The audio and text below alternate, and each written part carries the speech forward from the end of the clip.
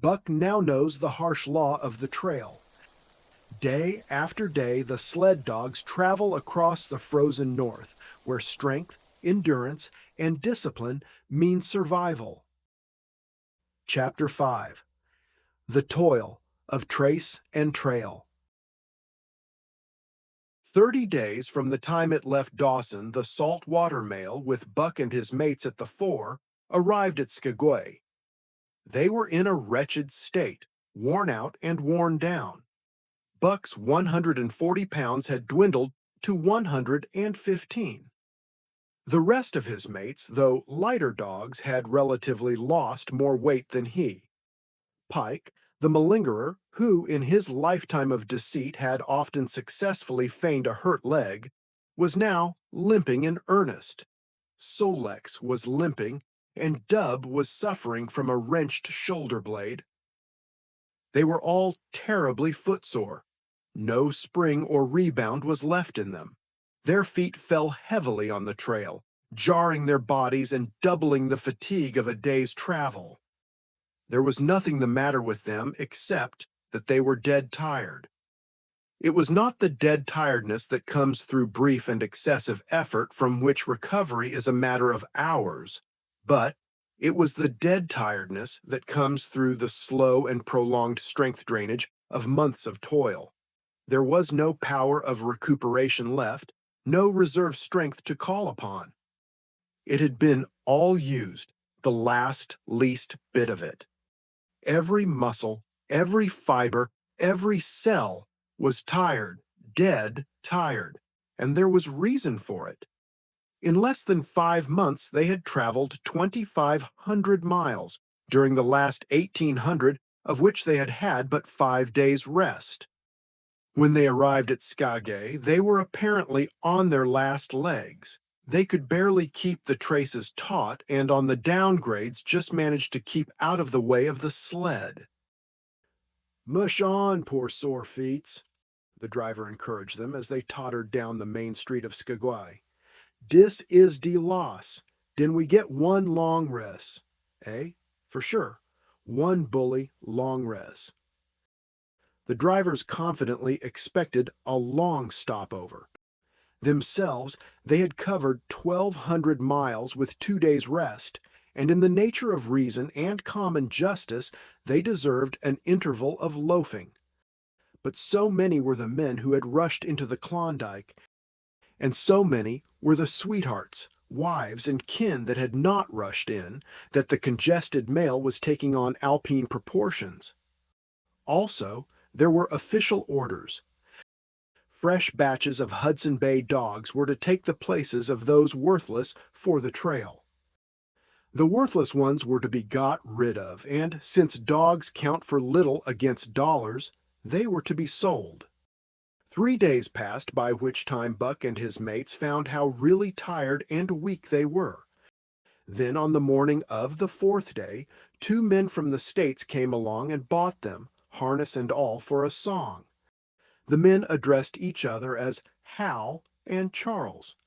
Charles was a middle-aged, lightish-colored man with weak and watery eyes and a mustache that twisted fiercely and vigorously up, giving the lie to the limply drooping lip it concealed. Hal was a youngster of 19 or 20, with a big Colt's revolver and a hunting knife strapped about him on a belt that fairly bristled with cartridges. This belt was the most salient thing about him. It advertised his callowness, a callowness sheer and unutterable. Both men were manifestly out of place, and why such as they should adventure the North is part of the mystery of things that passes understanding. Buck heard the chaffering, saw the money pass between the man and the government agent, and knew that the Scotch half-breed and the mail train drivers were passing out of his life on the heels of Perrault and Francois and the others who had gone before. When driven with his mates to the new owner's camp, Buck saw a slipshod and slovenly affair. Tent half-stretched, dishes unwashed, everything in disorder. Also, he saw a woman.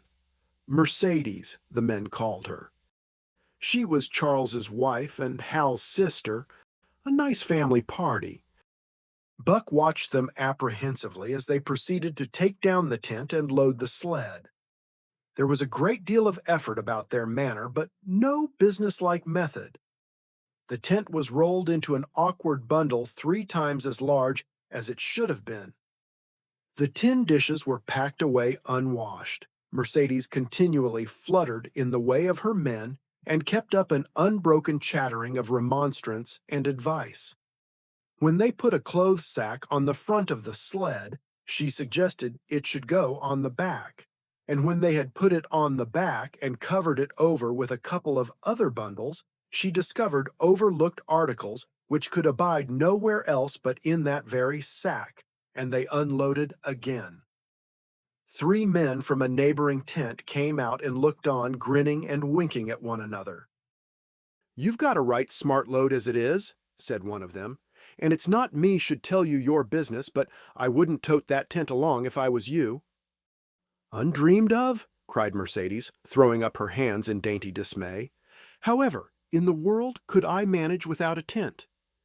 "It's springtime, and you won't get any more cold weather," the man replied. She shook her head decidedly, and Charles and Hal put the last odds and ends on top the mountainous load. "Think it'll ride?" one of the men asked. "Why shouldn't it?" Charles demanded rather shortly. "Oh, that's all right, that's all right," the man hastened meekly to say. "I was just a-wonderin', that is all. It seemed a mite top-heavy." Charles turned his back and drew the lashings down as well as he could, which was not in the least well.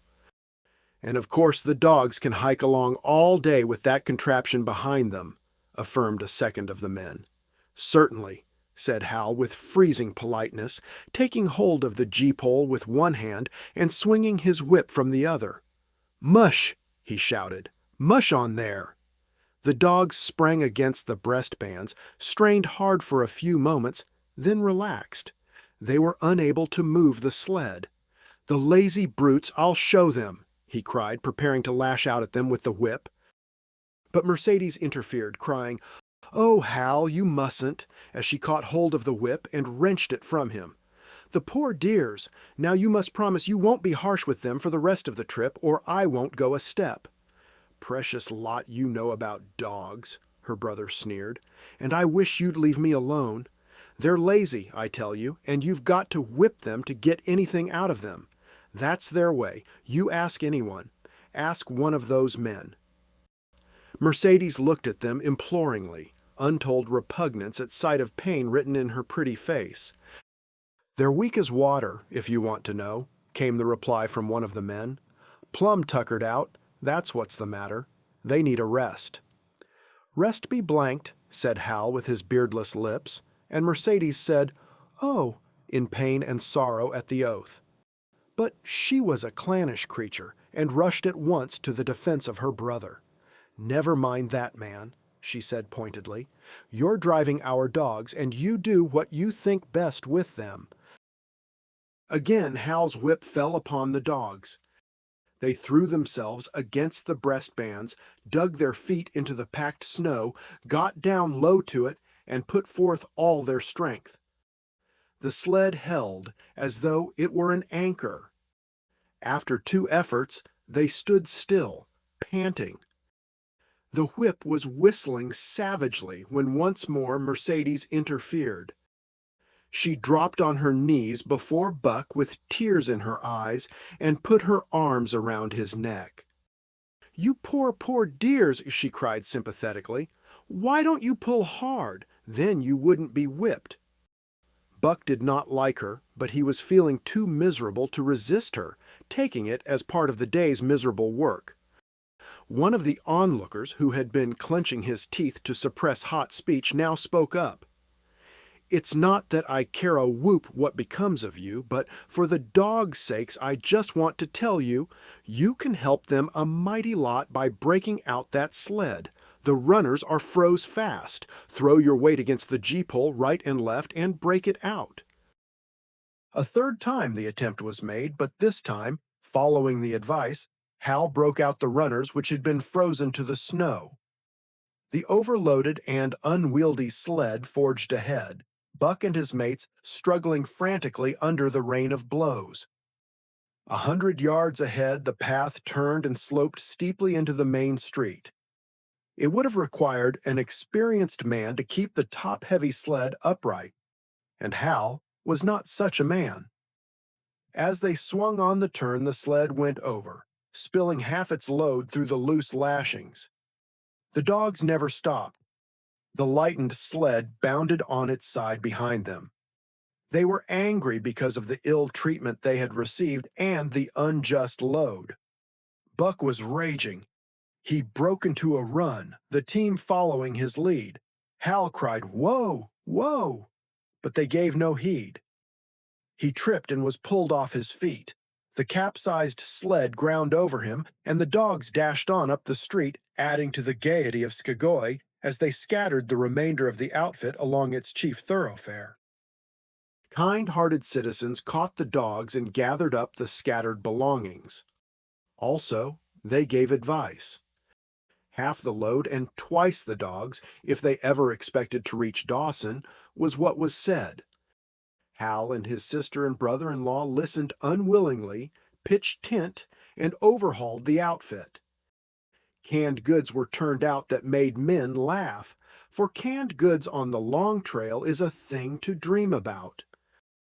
"Blankets for a hotel," quoth one of the men who laughed and helped. "Half as many is too much. Get rid of them. Throw away that tent and all those dishes. Who's going to wash them anyway? Good Lord, do you think you're traveling on a Pullman?" And so it went, the inexorable elimination of the superfluous. Mercedes cried when her clothes bags were dumped on the ground and article after article was thrown out. She cried in general, and she cried in particular over each discarded thing.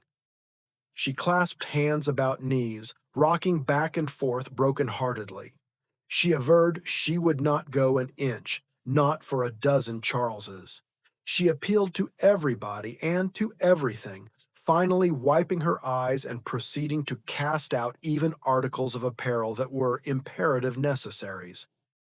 And in her zeal, when she had finished with her own, she attacked the belongings of her men and went through them like a tornado. This accomplished, the outfit, though cut in half, was still a formidable bulk. Charles and Hal went out in the evening and bought 6 outside dogs. These, added to the 6 of the original team, and Teek and Kuna, the huskies obtained at the Rink Rapids on the record trip, brought the team up to 14.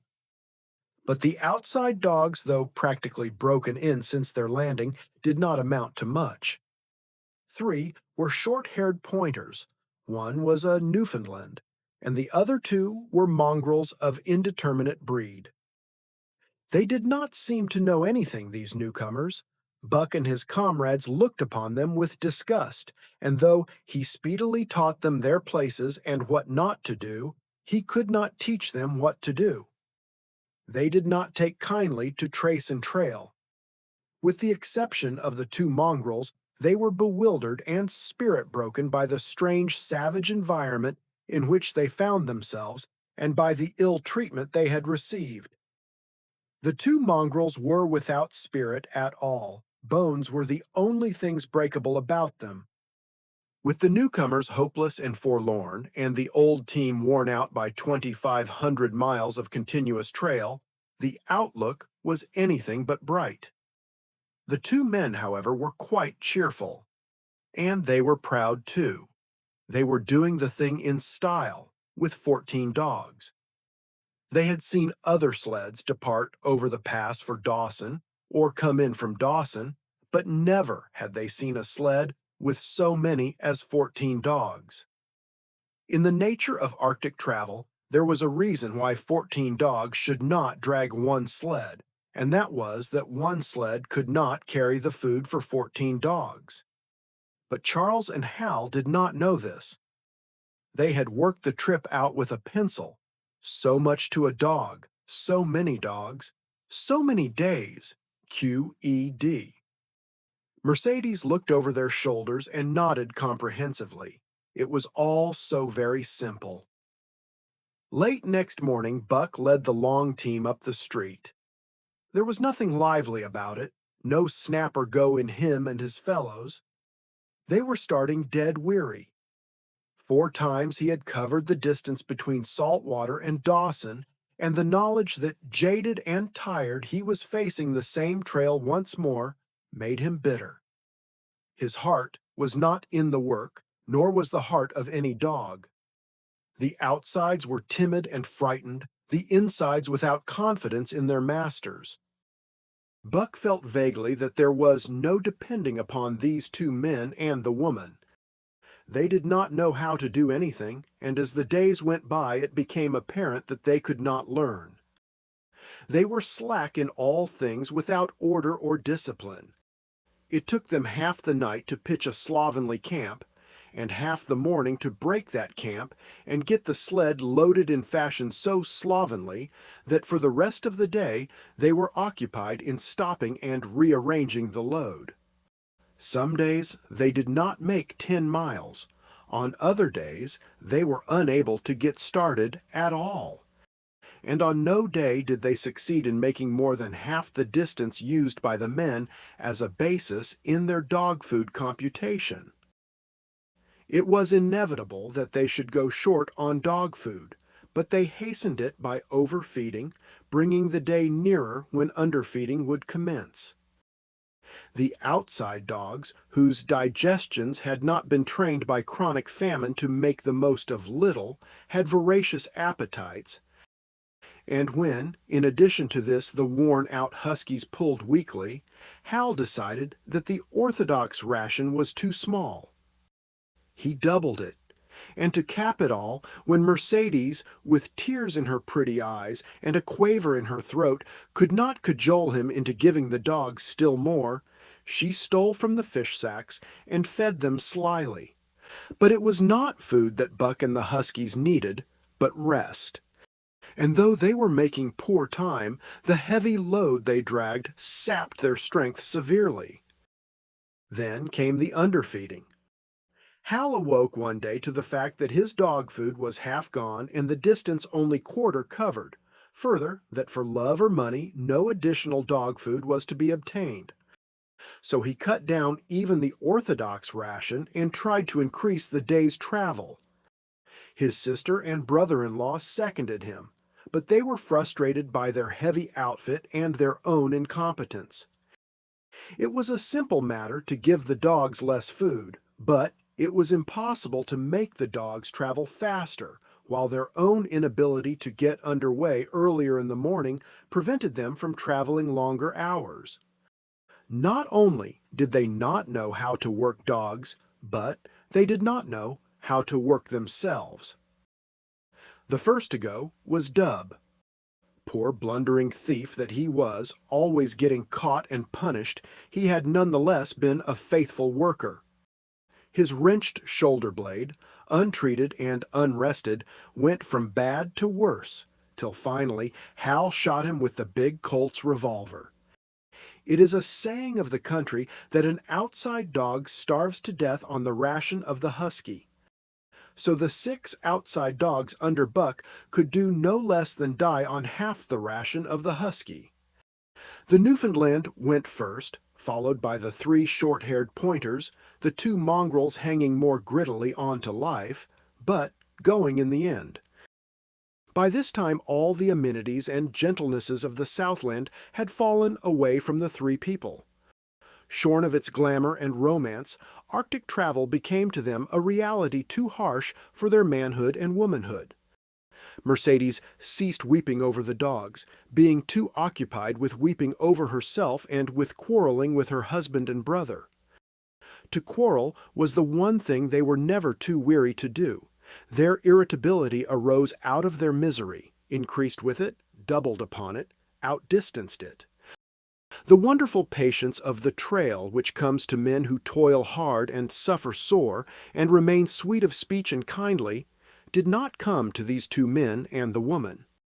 They had no inkling of such a patience. They were stiff and in pain. Their muscles ached, their bones ached, their very hearts ached, and because of this they became sharp of speech, and hard words were first on their lips in the morning and last at night. Charles and Hal wrangled whenever Mercedes gave them a chance.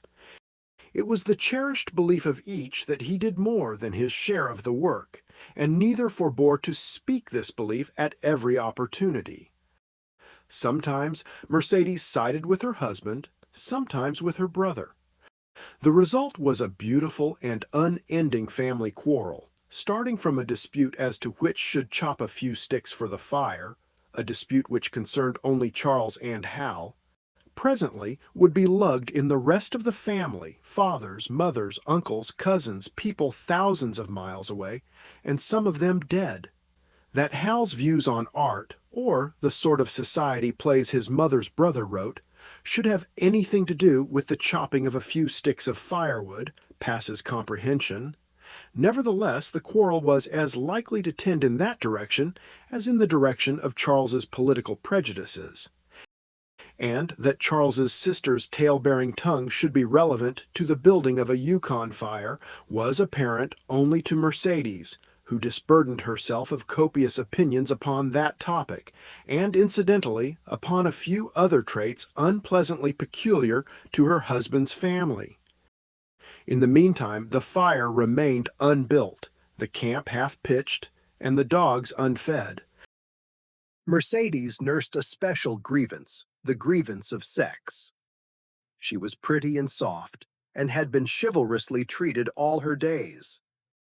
But the present treatment by her husband and brother was everything save chivalrous. It was her custom to be helpless, they complained. Upon which impeachment of what to her was her most essential sex prerogative, she made their lives unendurable. She no longer considered the dogs, and because she was sore and tired, she persisted in riding on the sled. She was pretty and soft, but she weighed 120 pounds, a lusty last straw to the load dragged by the weak and starving animals. She rode for days, till they fell in the traces and the sled stood still. Charles and Hal begged her to get off and walk, pleaded with her, entreated, the while she wept and importuned heaven with a recital of their brutality. On one occasion they took her off the sled by main strength. They never did it again. She let her legs go limp like a spoiled child, and sat down on the trail. They went on their way, but she did not move. After they had traveled 3 miles, they unloaded the sled, came back for her, and by main strength put her on the sled again. In the excess of their own misery, they were callous to the suffering of their animals. Hal's theory, which he practiced on others, was that one must get hardened. He had started out preaching it to his sister and brother-in-law. Failing there, he hammered it into the dogs with a club. At the 5 fingers, the dog food gave out, and a toothless old squaw offered to trade them a few pounds of frozen horsehide for the Colt's revolver that kept the big hunting knife company at Hal's hip.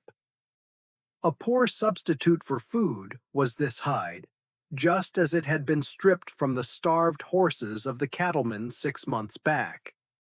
In its frozen state, it was more like strips of galvanized iron, and when a dog wrestled it into his stomach, it thawed into thin and innutritious leathery strings and into a mass of short hair, irritating and indigestible.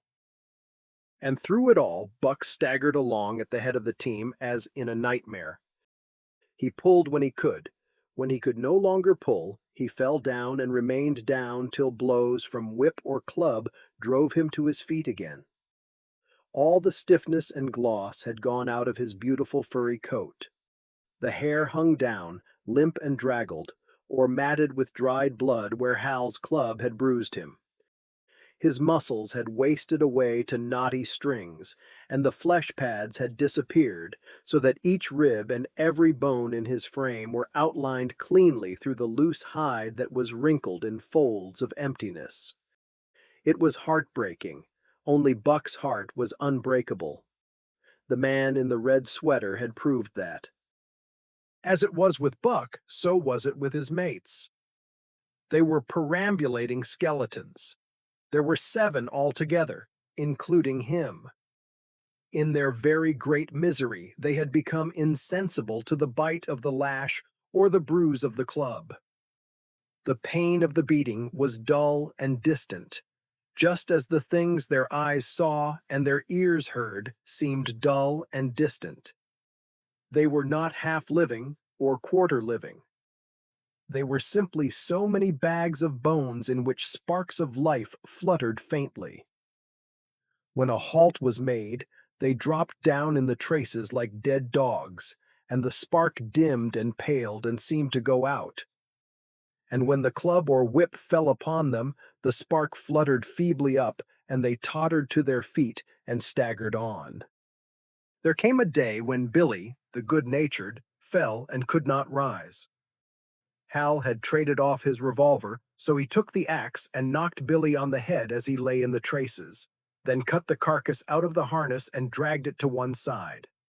Buck saw, and his mates saw, and they knew that this thing was very close to them. On the next day Kuna went, and but 5 of them remained. Joe, too far gone to be malignant. Pike, crippled and limping, only half conscious and not conscious enough longer to malinger. Sol Lex, the one-eyed, still faithful to the toil of trace and trail, and mournful in that he had so little strength with which to pull. Teek, who had not traveled so far that winter, and who was now beaten more than the others, because he was fresher. And Buck, still at the head of the team, but no longer enforcing discipline or striving to enforce it, blind with weakness half the time, and keeping the trail by the loom of it, and by the dim feel of his feet. It was beautiful spring weather, but neither dogs nor humans were aware of it. Each day the sun rose earlier and set later. It was dawn by 3 in the morning, and twilight lingered till 9 at night. The whole long day was a blaze of sunshine. The ghostly winter silence had given way to the great spring murmur of awakening life. This murmur arose from all the land, fraught with the joy of living. It came from the things that lived and moved again, things which had been as dead and which had not moved during the long months of frost. The sap was rising in the pines. The willows and aspens were bursting out in young buds. Shrubs and vines were putting on fresh garbs of green. Crickets sang in the nights, and in the days all manner of creeping, crawling things rustled forth into the sun. Partridges and woodpeckers were booming and knocking in the forest. Squirrels were chattering, birds singing, and overhead honked the wildfowl driving up from the south in cunning wedges that split the air. From every hill slope came the trickle of running water, the music of unseen fountains. All things were thawing, bending, snapping. The Yukon was straining to break loose the ice that bound it down. It ate away from beneath. The sun ate from above. Air holes formed, fissures sprang and spread apart, while thin sections of ice fell through bodily into the river. And amid all this bursting, rending, throbbing of awakening life, under the blazing sun and through the soft sighing breezes, like wayfarers to death, staggered the 2 men, the woman, and the huskies. With the dogs falling, Mercedes weeping and riding, Hal swearing innocuously, and Charles's eyes wistfully watering, they staggered into John Thornton's camp at the mouth of White River. When they halted, the dogs dropped down as though they had all been struck dead. Mercedes dried her eyes and looked at John Thornton. Charles sat down on a log to rest. He sat down very slowly and painstakingly, what of his great stiffness. Hal did the talking. John Thornton was whittling the last touches on an axe handle he had made from a stick of birch. He whittled and listened, gave monosyllabic replies, and, when it was asked, terse advice. He knew the breed, and he gave his advice in the certainty that it would not be followed. They told us up above that the bottom was dropping out of the trail and that the best thing for us to do was to lay over. Hal said in response to Thornton's warning to take no more chances on the rotten ice. They told us we couldn't make White River, and here we are. This last with a sneering ring of triumph in it. And they told you true, John Thornton answered. The bottom's likely to drop out at any moment. Only fools, with the blind luck of fools, could have made it. I tell you straight, I wouldn't risk my carcass on that ice for all the gold in Alaska. That's because you're not a fool, I suppose, said Hal. All the same, we'll go on to Dawson. He uncoiled his whip. Get up there, Buck. Hi. Get up there. Mush on. Thornton went on whittling. It was idle, he knew, to get between a fool and his folly, while 2 or 3 fools more or less would not alter the scheme of things. But the team did not get up at the command. It had long since passed into the stage where blows were required to rouse it. The whip flashed out here and there on its merciless errands. John Thornton compressed his lips. Solix was the first to crawl to his feet. Teek followed. Joe came next, yelping with pain. Pike made painful efforts. Twice he fell over when half up, and on the 3rd attempt managed to rise. Buck made no effort. He lay quietly where he had fallen.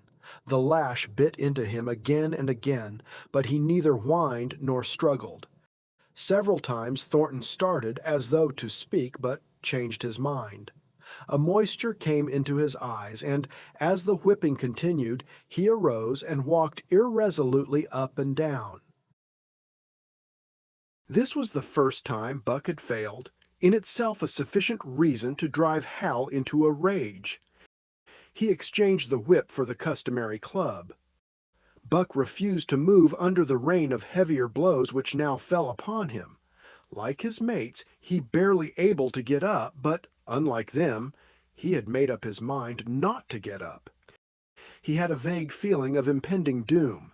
This had been strong upon him when he pulled into the bank, and it had not departed from him. What of the thin and rotten ice he had felt under his feet all day? It seemed that he sensed disaster close at hand, out there ahead on the ice where his master was trying to drive him. He refused to stir. So greatly had he suffered, and so far gone was he, that the blows did not hurt much. And as they continued to fall upon him, the spark of life within flickered and went down. It was nearly out. He felt strangely numb, as though from a great distance he was aware that he was being beaten. The last sensations of pain left him. He no longer felt anything, though very faintly he could hear the impact of the club upon his body. But it was no longer his body, it seemed so far away. And then, suddenly, without warning, uttering a cry that was inarticulate and more like the cry of an animal, John Thornton sprang upon the man who wielded the club. Hal was hurled backward as though struck by a failing tree.